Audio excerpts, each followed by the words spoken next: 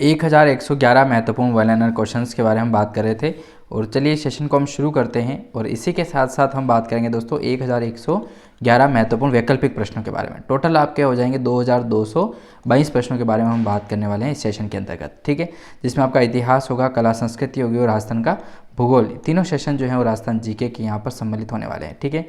चलिए पीडीएफ आपकी दोस्तों हो जाएगी 144 पेज की, ठीक है। 144 पेज की पूरी पीडीएफ है, ठीक है। डाउनलोड करना चाहते हैं, लिंक आपको जो है वो डिस्क्रिप्शन में दिया गया है। जल्दी से जाइए पीडीएफ को डाउनलोड कीजिए। हाँ, पहले अपना ऐप डाउनलोड करना पड़ेगा। प्ले स्टोर पर ऐप ओपन होगा, उसको डाउनलोड करेंगे। उसके बाद जाकर के आप ई नोट्स वाले फोल्डर से इस पीडीएफ को डाउनलोड कर सकते हैं बहुत ही आसान तरीके से। वहाँ पर मैंने नोट्स भी डाल रखे हैं, तो बहुत सारी चीज़ें जो है वो फ्री में दी जा रही है, तो आप उनका लाभ अधिक से अधिक उठाने का प्रयास करें, ठीक है। चलिए सेशन को शुरू करते हैं। और राजस्थान इतिहास के अंदर हम बात कर रहे थे, राजस्थान इतिहास के महत्वपूर्ण प्रश्नों के बारे में बात कर रहे थे, जिसमें से हमने टॉप 10 क्वेश्चन जो है वो इससे पहले वाले वीडियो में देख लिए थे, ठीक है। चलिए आगे के प्रश्नों की ओर बढ़ते हैं और जानते हैं किस प्रकार के एग्जाम में प्रश्न छप सकते हैं। तो चलिए देखते हैं। यहाँ पर प्रश्न दोस्तों वो देखने को मिलेंगे जिनकी संभावनाएं आपके जो है एग्जाम की दृष्टि से जो है वो 100% रहने वाली है, ठीक है। तो पूर्व संभावित प्रश्न पत्र के भी जो प्रश्न हैं वो भी देखने को मिलेंगे और संभावित प्रश्न भी हैं, ठीक है। चलिए प्रश्न आता है 11 नंबर का कि रणथंभौर के शासक जिन्होंने सल्तनत के विरुद्ध प्रतिरोध किया था। रणथंभौर के ऐसे कौन से शासक हैं जिन्होंने सल्तनत के विरुद्ध जो है वो प्रतिरोध किया था? तो नाम आता है दोस्तों वाघभट्ट एवं हमीर का। वाघभट्ट और हमीर जो हैं वह प्रतिरोध करते हैं सल्तनत के विरुद्ध, ठीक है। रणथंभौर के शासक थे। चलिए 12वां प्रश्न है अपना कि किस रचना में अमीर खुसरो ने चित्तौड़ पर अलाउद्दीन खिलजी के आक्रमण का वर्णन किया था?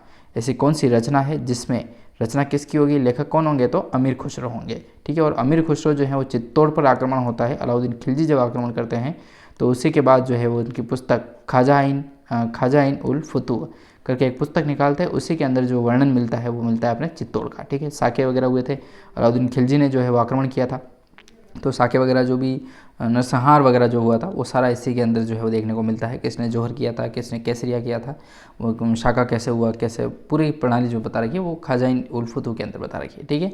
अमीर खुसरो की एक प्रसिद्ध पुस्तक है, ठीक है, जिससे अपने को इतिहास भी ज्ञात होता है। 13वां महत्वपूर्ण प्रश्न आता है दोस्तों जो काफ़ी इंपॉर्टेंट है कि विषम घाटी पंचानन, नाम क्या है? विषम घाटी पंचानन की संज्ञा मेवाड़ के किस शासक को दी गई थी? एक ऐसे राजा थे जिनको एक मेवाड़ की शासक जो है वो उनको एक संज्ञा दी गई थी, उपाधि दी गई थी विषम घाटी पंचानन के नाम से, ठीक है। तो ये जो क्या कहते हैं, ये जो संज्ञा है दोस्तों वो दी गई थी राणा हमीर को, ठीक है। राणा जो हमीर थे उनको विषम घाटी पंचानन की संज्ञा दी गई थी, ठीक है।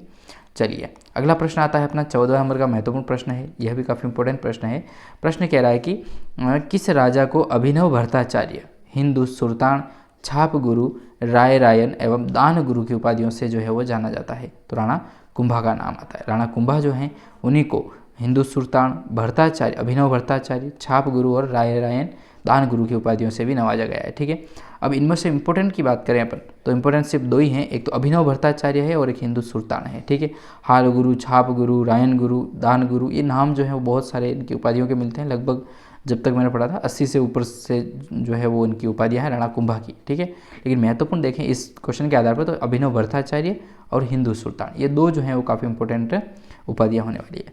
15वां महत्वपूर्ण प्रश्न है अपना कि बादशाह ने मेवाड़ के राणा को आपस के समझौतों के अधीन किया था, न कि बल से। ये कथन जो है किसने कहा था?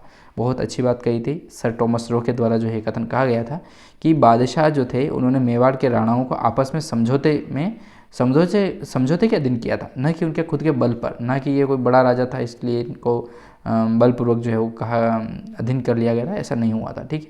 तो ये बात जो है वो सर टॉमस रो के द्वारा कही गई थी, ठीक है। बादशाह ने मेवाड़ के राणाओं को जो है आपस में समझौते के अधीन किया था, न कि बल के अधीन, ठीक है। सर टॉमस रो का महत्वपूर्ण कथन था। 16वां महत्वपूर्ण प्रश्न है कि किस सदस्य के स्वागत में जयपुर शहर को 1876 में गुलाबी रंग से रंगवाया गया था? गुलाबी रंग से रंगवाने का कार्य जो है वह किया गया था जयपुर के राजाओं के द्वारा। तो जयपुर शहर जो है वो 1876 में गुलाबी रंग से रंगवाया गया था, इसी कारण से गुलाबी शहर कहा जाता है, ठीक है। पिंक सिटी कहा जाता है जयपुर को। तो ये किया गया था दोस्तों प्रिंस अल्बर्ट एडवर्ड जब आए थे, हाँ प्रिंस थे अल्बर्ट एडवर्ड जब आए थे यहाँ पर, तो गुलाबी रंग से जो है वो जयपुर को पूरा का पूरा सजा दिया गया था, ठीक है। हाँ 17वां महत्वपूर्ण प्रश्न है अपना कि मानसिंह ने किस प्रांत की सूबेदारी के दौरान ईसा खां, सुलेमान और केदार राय को नियंत्रित किया था? देखो काफ़ी इंपॉर्टेंट प्रश्न है कि मानसिंह ने जो है वो किस प्रांत की सूबेदारी के दौरान जो है वह ईसा खां, सुलेमान और केदार राय को जो है वो नियंत्रित किया था? तो नाम आता है दोस्तों बंगाल का। ठीक है, काफ़ी इंपॉर्टेंट प्रश्न यहाँ से बनता ही बनता है। चलिए अगला प्रश्न देखें। हाँ, तो बंगाल का नाम आता है। 18वां महत्वपूर्ण प्रश्न है कि किस मुगल शासक ने अपने शासनकाल में हिंदू मनसबदारों की संख्या में जो है वो अधिक वृद्धि कर दी थी? देखो मनसबदार वगैरह जो इनकी बातें करेंगे अपन, ये कर सकते हैं अपन थ्योरी वाले पोर्शन में। ठीक है, यहाँ पर मैं आपको मनसबदारी के बारे में सिखाने लगूंगा, तो इतना बड़ा सेशन है मनसबदारी के नाम का, तो लगभग 15-20 मिनट तो इसको समझाने में लग जाएंगे। ठीक है, अपना टोटल वीडियो जो है वो थ्योरी वाला इतना नहीं बनता है। ठीक है, तो ये सारी चीज़ें जो नोट्स के आधार पर आप पढ़ने का प्रयास करें, वो अपलोड कर रखे हैं मैंने ऐप पर। ठीक है, हाँ, तो जानकारी मैं दे रहा हूँ आपको, वही बस ऐप डाउनलोड करना है, तो लिंक आपको डिस्क्रिप्शन में दिया गया, वहाँ से आप करें। तो किस मुगल शासक ने जो है वो अपने शासनकाल के दौरान जो है वो हिंदू मनसबदारों की संख्या में अधिक वृद्धि की थी? तो नाम आता है दोस्तों औरंगजेब का। ठीक है, बहुत एक प्रतापी नहीं, मतलब क्या कहते हैं उसको, बहुत क्रूर राजा था औरंगजेब, और इसी के द्वारा जो है वह समाप्त हो जाती मुगल वंश कुल मिला के। ठीक है, क्योंकि अत्याचार बहुत ज़्यादा किए थे, लोग विरुद्ध हो गए और इसी को खत्म कर दिया। खत्म।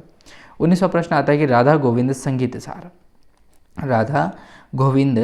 सार जो ग्रंथ है दोस्तों, उसकी रचना किस शासक द्वारा करवाई गई थी? एक राजा थे जिसके द्वारा इसकी रचना की जाती है, जिसका नाम आता है सवाई प्रताप सिंह। मतलब सवाई प्रताप सिंह के ने तो करवाई थी, लेकिन करने वाले कौन थे उनके बारे में बात करेंगे। तो राधा गोविंद जो संगीत सार ग्रंथ है, उसकी रचना सवाई प्रताप सिंह के द्वारा करवाई गई थी। अगला प्रश्न देखिए, 20 नंबर का प्रश्न आता है, अंतिम प्रश्न देख लेते हैं एक बार, कि राठौड़ वंश के राजाओं में से किसने साहस और कूटनीति के माध्यम से मंडोर पर कब्जा कर लिया था और उसे अपनी राजधानी बनाया था? मंडोर पर कब्जा किया और उसे जो है वो अपनी राजधानी बनाया था। तो नाम आता है दोस्तों राव चूड़ा का। ठीक है, राव चुंडा जो है, राव चुंडा जो है वो राठौड़ वंश के राजाओं में से एक साहसी और कूटनीति के माध्यम से जो है वह मंडोर कहाँ स्थित है? तो बताना चाहता हूँ आपका जोधपुर में स्थित है। ठीक है, हाँ, मंडोर जोधपुर में स्थित है और अभी भी अधीन ही है। ठीक है, इन राजा महाराजाओं के अधीन ही आता है मंडोर, जहाँ पर सरकार का नहीं चलती है। ठीक है, मंडोर पर राजाओं महाराजाओं की चलती है, तो जोधपुर में है और अपनी राजधानी जो है वो राजचुंडा के द्वारा बनवाया गया था। ठीक है, चलिए 21वां प्रश्न और देख लेते हैं। 21वां प्रश्न कह रहा है कि राठौड़ शासक जो 52 युद्धों के नायक और 58 परगनों के स्वामी कहे जाते हैं, उस रूप में प्रतिष्ठित थे, तो वो थे दोस्तों मालदेव जी। ठीक है, मालदेव जो है वो 52 युद्धों के नायक थे, 58 परगनों के स्वामी के रूप में प्रतिष्ठित थे, मतलब जाने माने जाते थे। ठीक है, चलो 22वां प्रश्न की देख रहे हैं, तो देख ही लेते हैं। किस राजपूत शासक ने मुगलों के विरुद्ध जो है वो निरंतर स्वतंत्रता का संघर्ष जारी रखा और समर्पण नहीं किया था?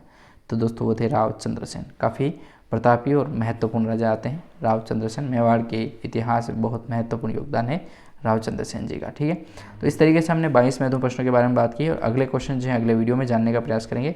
और आप ऐप के माध्यम से दोस्तों ज़रूर आप नोट्स वाले फोल्डर से जो है वो PDF डाउनलोड करें। ठीक है, PDF आप वहीं से डाउनलोड कर सकते हैं, इसके अलावा कोई और ऑप्शन नहीं है। और टेलीग्राम से जुड़ेंगे आप, तो टेलीग्राम पे भी आपको डेली के डेली क्वेश्चंस वगैरह देखने को मिल जाएंगे। बहुत बहुत धन्यवाद।